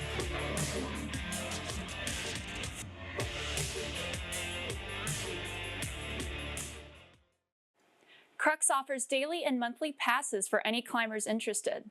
I think we should all go give it a try sometime. I bet, Lyric, you could beat us all to the top. Me too, Jenna. That's true. But we could try to give our little competition, right, Lyric? You can try, but I'm pretty good at rock climbing. Well, building community and creating meaningful connections often happens over meals and sometimes games, but it can also happen in a gaming store. Join me as I take you inside a space where a simple deck of cards is helping bring people together and make a lasting impact on the community. Okay, that's up to you. Okay. Yeah, I'll go first. With the flip of a coin, games turn acquaintances into friends. That's what happened when Bryson Naylor moved from New Mexico to Tuscaloosa. We have different people coming in. We have different groups of people that really come together with different backgrounds. It's those different types of people who helped Naylor turn his new job at the gaming store, One Up TCG, into his home away from home. The biggest thing that this shop provided for me, and I think for most people, is that sense of home and that sense of comfortability. Naylor says the atmosphere changed how he connects, shares, and builds new friendships as an out-of-state college student. Local gaming shops are gathering spots for people to build connections. They're also places people can share stories, advice, and yes, cards too. I need to shuffle better is what I need to do. And from time to time, I come in and they say, "Hey man, are you looking for a game?" And it's people that I've played with once or twice, and then it turns into, "Oh, I've played 25 games with these people." And you start learning those people. Every year in Tuscaloosa, more than 40,000 students ages 17 to 25 attend 2 local colleges and the state's flagship university. Board and adventure games are something fun that can bring everyone together. I think that's why Tuscaloosa in and of itself is like a perfect place for a card shop or a game shop, because you have so many people of different backgrounds coming in, and no matter what your age is or where you're from, any sort of background, you can still find things that you can share with other people. The cards you draw may decide if you win the game or not, but the person on the other side of the table may turn into a friend you never knew you needed. For me, at least, is being able to sit down face to face with people and laugh, have a good time. And if people don't have a good time, maybe it's not for them, but you might find something that you love. One Up TCG has a different theme every day meant to attract people of all ages. They encourage you to follow their social media to find out what nights you would rather join. And experts at the Paul Bryant Museum are working to preserve the capstone's legacy in sports through digitization. Reporter Chloe Rigdon introduces us to who is responsible for making sure that thousands of video assets are secured for generations to come. Hey, Chloe. Hey, Lyric, you're right. The process of using new and old technology is underway to preserve the legacy of Alabama's athletic history. The capstone and our sports teams are known for national championships, but someone has to make sure the future generation is able to see them. We learned how they plan to get the job done.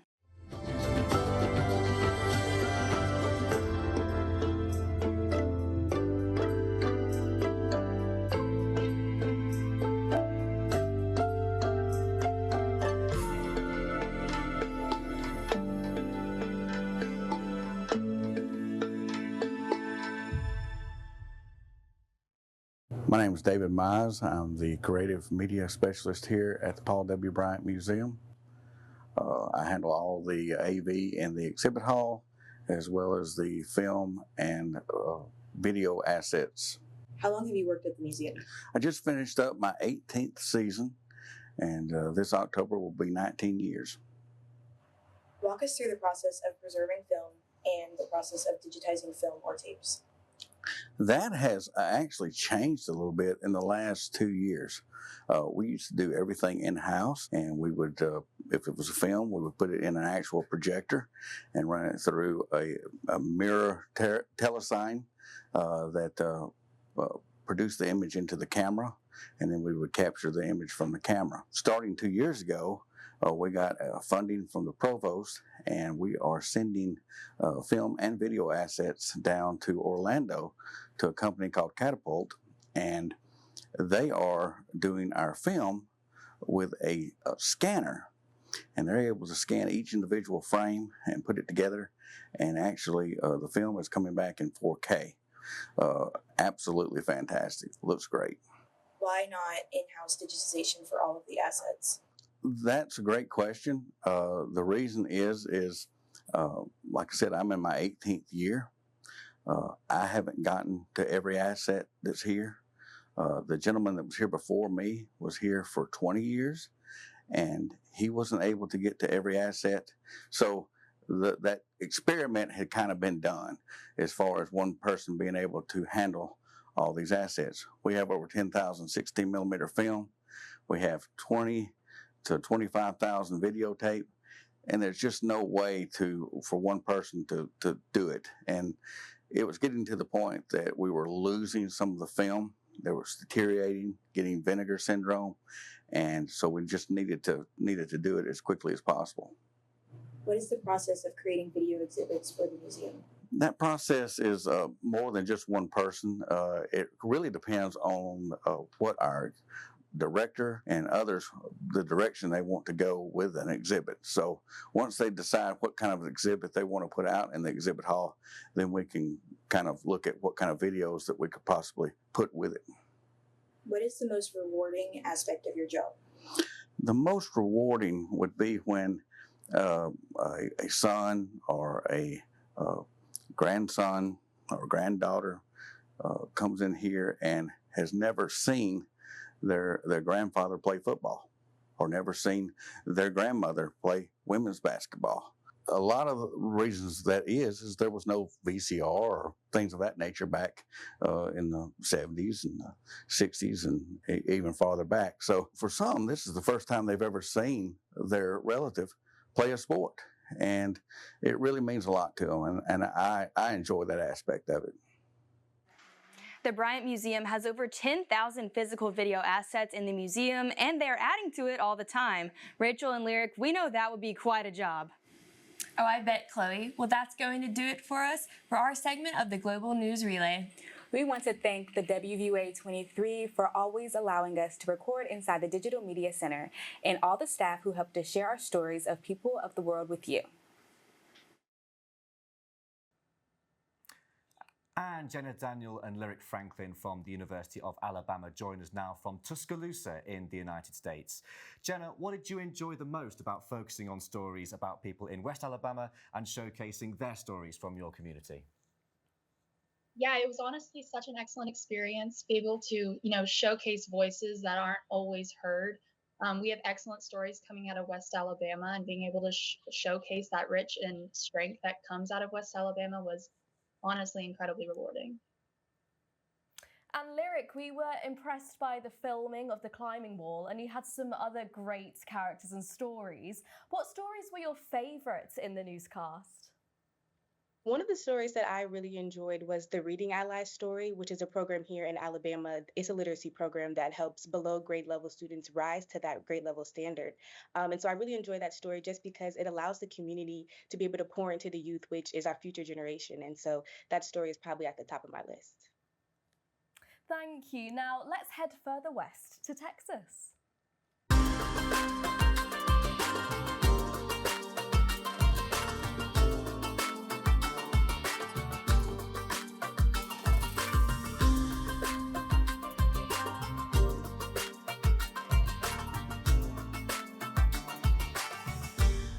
Hi, and thanks for joining us. I'm Marissa Nunez, and I'm a veteran of the Global News Relay. Welcome back to our campus here at Texas State University in San Marcos. I'm Felicity Guajardo, and I'm excited to be part of the Global News Relay. We have a series of stories to add to this year's topic, People of the World. We do. Ours is a very diverse campus. Among all Texas State students, more than 40% are in the first of their families to go to college. And the university reports that just over half of all students here are Black or Hispanic. That's enough to qualify Texas State as a Hispanic-serving institution from the U.S. Department of Education. I found an organization on campus offering support to Hispanic students and spoke about how the removal of diversity, equity, and inclusion offices has impacted the Hispanic student body. Texas State University is a Hispanic-serving institution, but since the passing of Senate Bill 17, eliminating DEI programs, and new immigration policy, what could HSI initiatives look like in the future? Hispanic Heritage Month takes place in September, and HSI Week celebrates Latin cultures and Latin independence. This happens on campus in September every year, where some students dance folklorico and others enjoy Texas State mariachi. About half of Texas State is a Hispanic student body, which designates the university as an HSI, but that's just scratching the surface. Bob Vasquez serves as the chair of the HSI Community Council, and he says that Texas State is breaking new barriers as an HSI. What distinguishes us is we're trying to be a Tier 1 research university. That's very unusual for a group of HSIs. So the students here are not at your traditional HSI. They're at an HSI R1. and there are less than 25 of those in the country. Hispanic culture at Texas State has been booming over the last year, and Latin organizations on campus are dedicated to uplifting each other. Hispanic groups on campus have made their voices clear on immigration policy, standing with Latinx communities. President of Latinas Unidas, Michelle Arellano, says the goal is to empower Latin voices. My dad immigrated here from Mexico, so it kind of really hit like close to home. Our goal as an executive board is for the members, like anything that they're going through, like we try to find a way to help them, even if it's coming out with a statement, voicing our concerns. If that can help them in any way, then we're going to do that. Power to the people, no one is illegal. Along with immigration concerns, DEI offices have closed in Texas universities, which has paused programs like the Monarch Center for Immigrant Students. Faculty that ran the program declined for an interview. These concerns have hit home for a lot of the student body, but Vasquez says that he doesn't see HSI initiatives being impacted by legislation. It's when you start discriminating on the basis of race and denying people opportunities, that's when the legislation is already there to outlaw that. What was it like working on this package? It was really great speaking to the president of Latinas Unidas, Michelle. She was very well versed about the needs of the Hispanic student body, and they're really dedicated to lifting up Hispanic voices, and it was a great experience overall. That's awesome. Legal changes from state lawmakers last year also meant changes on campus. In the last legislative session 2 years ago, Texas lawmakers made it illegal for state universities to have offices dedicated to diversity, equity, and inclusion, or DEI. These offices help students of color and those in the LGBTQ community. Texas State had a DEI office, as reporter Taylor Pearson shows us. Not anymore. Diversity, equity, and inclusion programs have played a crucial role in shaping college campuses, fostering inclusivity and providing opportunities for students of all backgrounds. But across the country, universities have been making big changes, some scaling back and others reconstructing. Texas State University is among them to recently rename their DEI office to Shirley Ruth Harris, the first Black woman to graduate from the university. But what do these changes really mean for students? If DEI was taken from Texas University, I will potentially lose my organization called the Black Student Alliance. For years, DEI programs at Texas State have provided mentorship, scholarship, and a safe space for students of all backgrounds.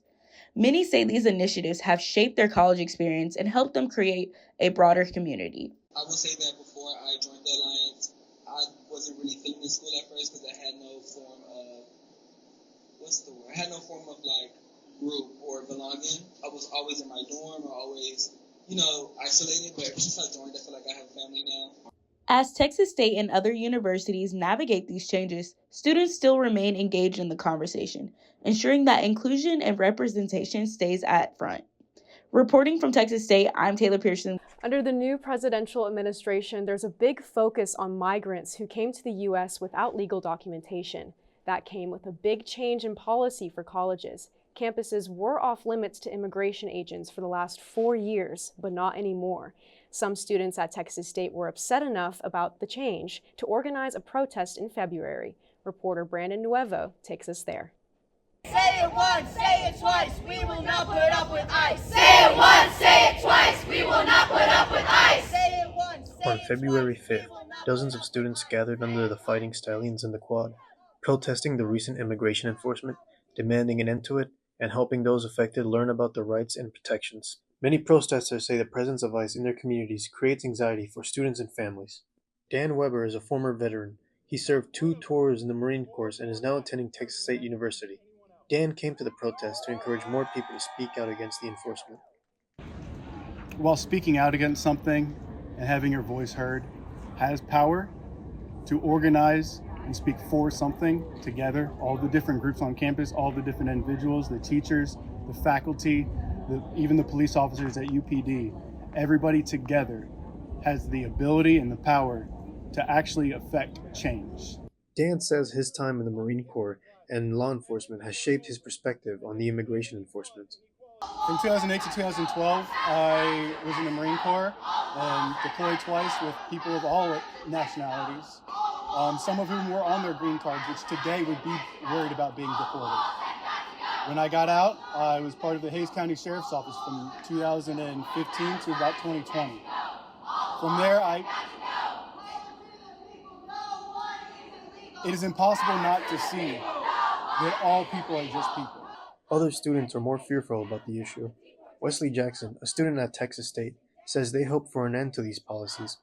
I am really hoping to see the ending of the mass deportations, and I want to bring back birthright citizenship and things like that. And honestly, I just want people to start leaving people alone. In response to the protest, Texas State has released a statement. Their official response is that they are in support of the First Amendment, which protects the students' right to protest. The university also said that they are to follow federal and state laws. And what would happen if ICE comes onto the campus? Instructors have been told to refer any ICE agents to the UPD and to contact their supervisor. While the university focuses on legal compliance and procedural guidance, protesters say they will continue to advocate for their concerns. I'm Brandon Nuevo. Black History Month happens every February, and Texas State hosted a series of events all month long, including one that was pretty unique. A couple of filmmakers took a swing at telling the story of Black Americans making history in a way we don't hear much about, playing baseball. Reporter Asmara Valles brings us off the bench and into the game. At Texas State, the Student Involvement and Engagement Organization hosted a handful of events during the month of February in honor of Black History Month. One event highlighted the impact of Black baseball leagues in America and how they shaped the sport we love today. The event showcased a film directed by Byron Motley, who discussed the history of the leagues and why they were significant during the Civil Rights period. I'm one of the producers of this film, The League, and also I'm a lecturer, and I've been doing lectures at many colleges through the years. So I think the documentary gives a good overall portrait of what the leagues were all about, but there's so much more to learn. And you don't have to like baseball. You don't have to love the game of baseball. You just have to be interested in history, in American history, because that's a big part of American history, and that should never be forgotten and never be taken for granted. With the showcase, Student Involvement wanted students to connect with Black culture and displace the importance of progression that has been made in history. Since I've been here, we've only done like one Black History Month event in February, and so this year was something new. We did an opener, a middle, and an ending event, and so this is one of those middle events, and so this is something that we haven't done before in the past I'm aware of, and so I thought it would be nice to touch on a different aspect of Black history. So this time we're talking about baseball, sports, versus just overall history. Although Black History Month is coming to an end, the organization still has more events stored for Texas State students. Until next time, I'm Osmara Valles for Bobcat Update. That's all we have for this year's Texas State University edition of Global News Relay. Thanks for joining us. Texas State has been a part of the relay for more than a decade now, so look out for some of our classmates to represent us next year.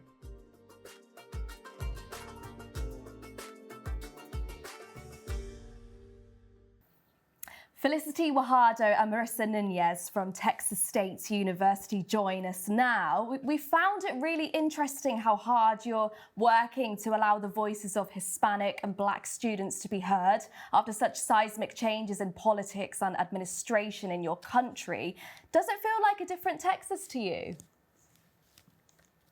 I think the short answer is yes, mostly due to our new President Trump, and the new administration and the U.S. government. It's kind of trickled down into Texas government. So we're seeing a lot of change, especially in immigration policy, and students around the country, and especially in Texas, we're seeing lots of student visas being revoked. And right now it is kind of in a pause because they're trying to create a program that will revise how student visas are given out. And yeah, we're just seeing a lot of change right now, especially in Texas. But being native Texan, I mean, we're very resilient. So I don't see us going down without a fight. Definitely. I agree with Felicity 100%. I mean, the changes are going to continue to go on. We're definitely only in like the first year of Trump's presidency. So this can last up to 4 years and many changes can happen. So, I mean, Texas State is a really progressive campus. We have students who really care about other students, especially Hispanic and Black students. So we are seeing a lot of that on our campus, but there's definitely other campuses that are doing the same movements as well. I don't necessarily think it feels like a different Texas. It's the same Texas. Texas has always been Texas, but we're definitely seeing changes, but the people here are resilient. Thank you very much, Marissa and Felicity. Thank you. Finally, we round up our People of the World programme with stories from the West Coast and California State University in Fresno.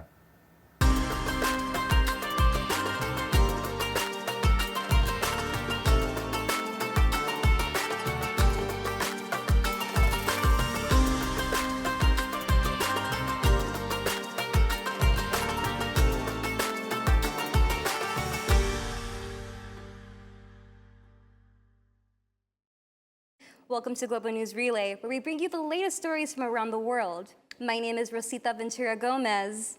And I'm McKenna Deeth. We're coming to you from Fresno State in California, and the theme of today's show is People of the World. We are so excited to introduce you to some of the most impactful people in California's Central Valley. For multiple decades, a journalist has been serving the community in Fresno by writing for a local newspaper. He also hosts the local radio station New Rock 104.1, where he gives voice to homegrown talent at One Puck Broadcasting Studio. Our student reporters discovered how his passion started. 5, 4, 3, 2, 1. Joshua T. is a well-rounded journalist who keeps the show running in Fresno, California. T. hosts many platforms, such as the Flowing with Famous Fresno Culture podcast. He also hosts a live radio show called Homegrown, where he gives starlight to underground bands. T. enjoys being able to use media to bring insight to Fresno culture, music, and media. To write and share stories about this community, it's the most fulfilling thing that I do. T. says that it is hard for unique talents in the community to get recognized in Fresno because people are simply not aware. His goal is to amplify local voices through his journalism by giving them coverage. You have to be connected to the community, you just have to be.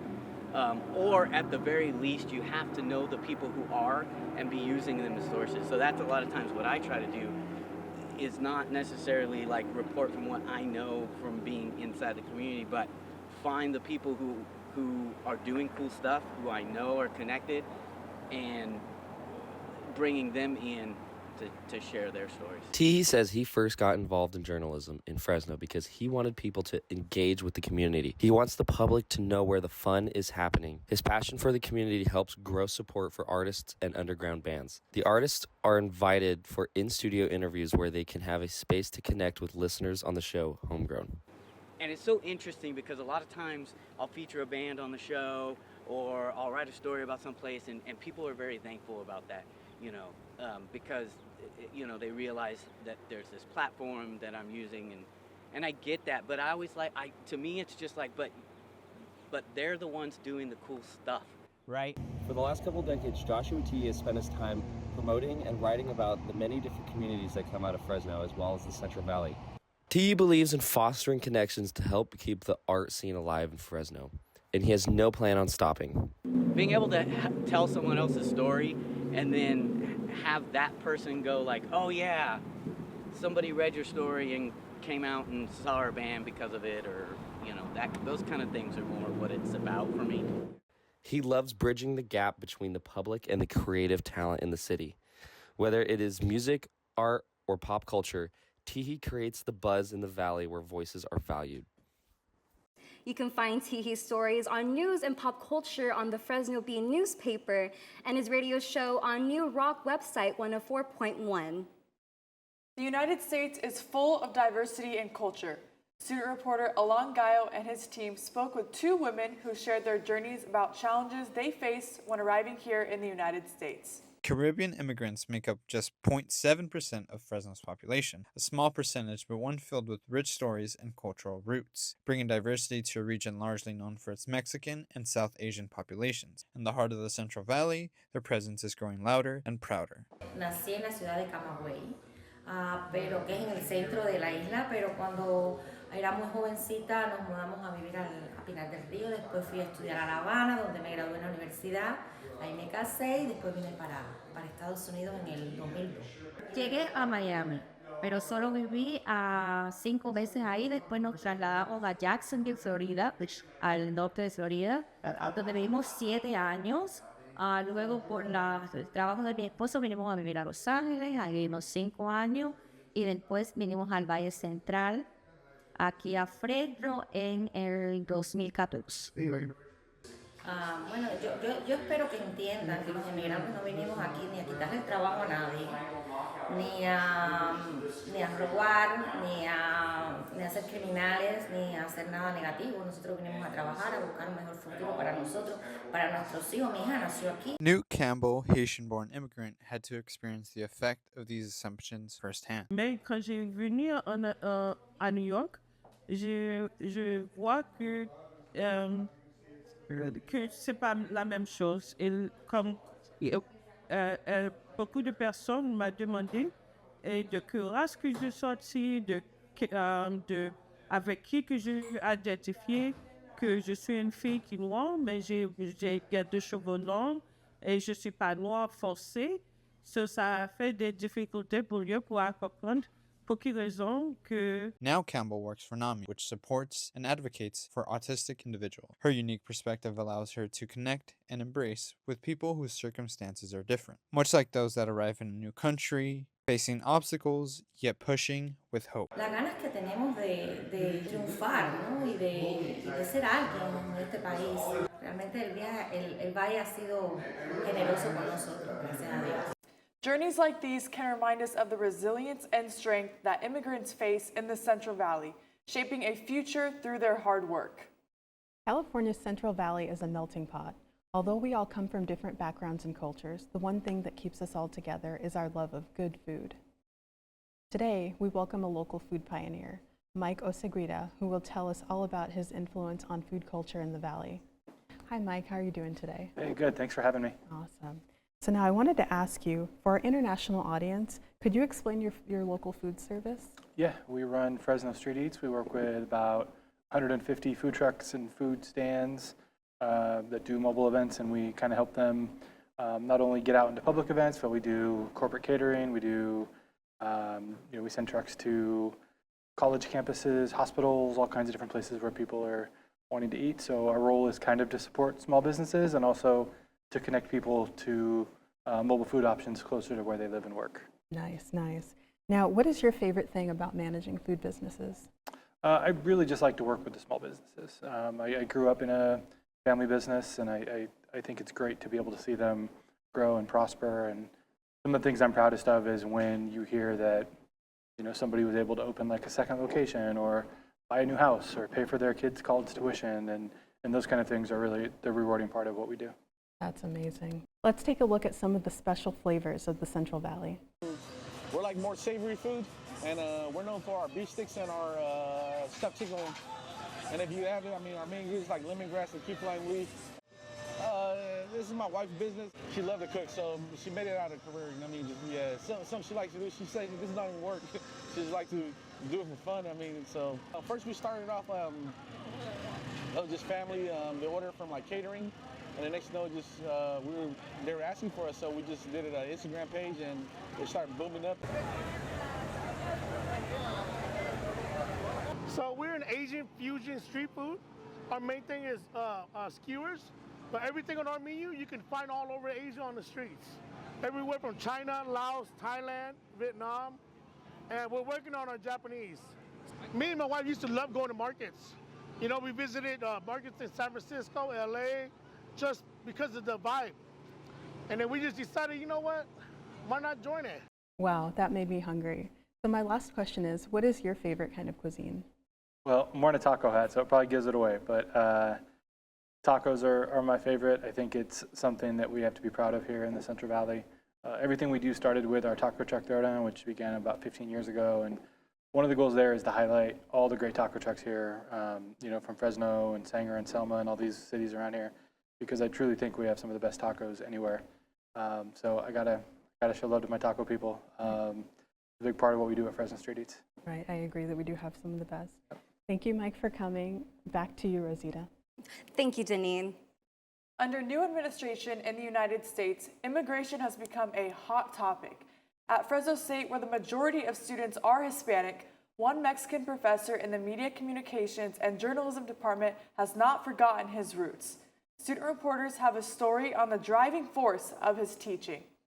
So that's, the basics, you want to get it right from the... More than half of the students at Fresno State are Hispanic. This makes the university a Hispanic-serving institution, according to the United States government. However, this support for people of Hispanic heritage isn't just shown by the student body, but also by teachers in the classroom. Meet Samuel Contreras. He was born in a historic city in Mexico called Guanajuato, and came to the United States at the age of 12. Contreras' first interaction with journalism was during high school.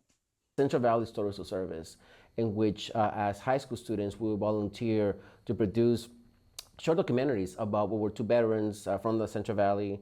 And so, it allows me once again to practice my art, which I now do professionally as a documentary filmmaker. Contreras has always had mentors in his life that helped him get to where he is today. This is why he always looks for different ways to collaborate with students and help them as more than just a teacher. Contreras reflects on how mentorship helped him. High school, like I mentioned, with my teachers, right, my professors in college, they always guided me as far as to find my voice as an artist, right, as a professional.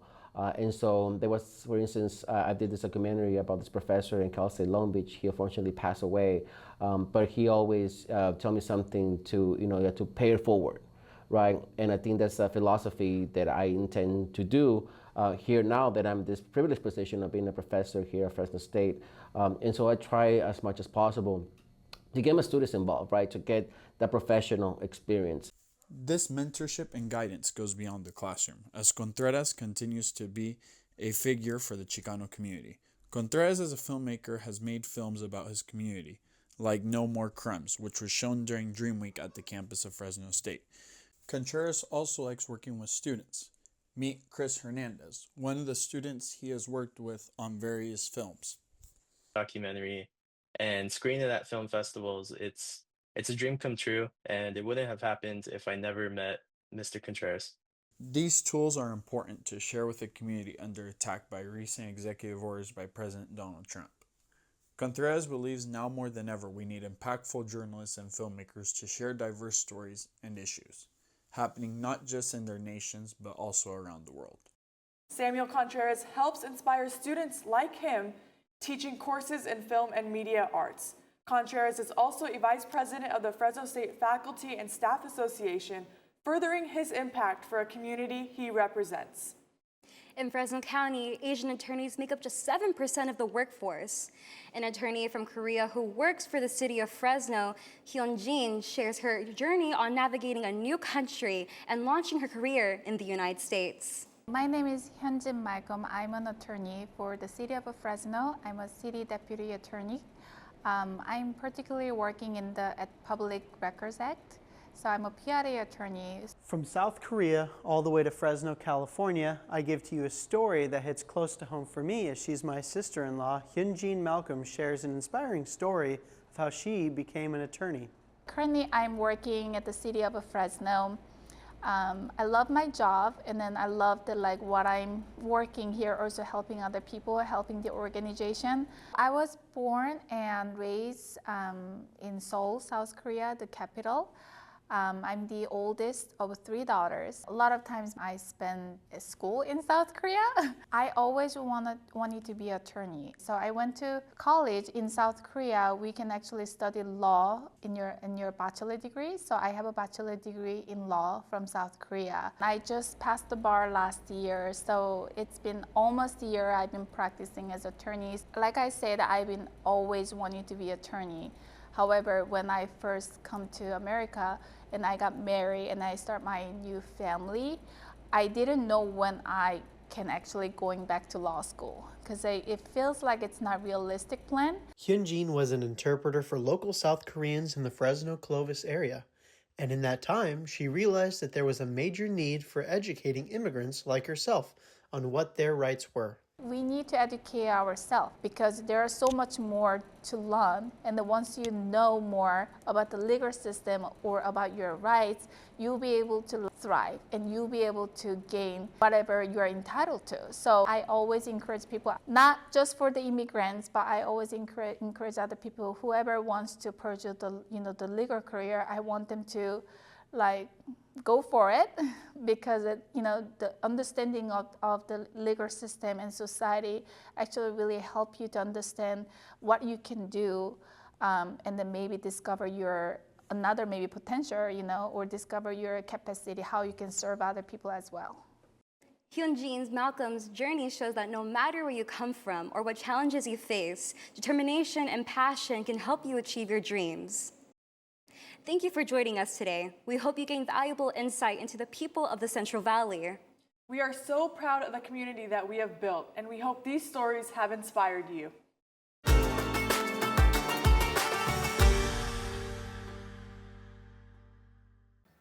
McKenna Deeth and Rosita Ventura Gomez from Fresno join us now for the story about the Korean lawyer. What motivated you to cover this story? What motivated us to create the story was specifically with our reporter, Joseph, who has a close connection with our interviewee, who is his sister-in-law. And he realized, how hardworking and how much of a hustler she was, not only coming from a different country with a different language, but as well wanting to share her journey with being able to create such a beautiful career, but as well doing this with being a mother of 2 kids and as well having a husband. We just felt it was important to share her side of the story of what it's like to be a woman of color in the law industry here. Yeah, and kind of piggybacking off of what Rosita said, we in the Central Valley are surrounded by diversity.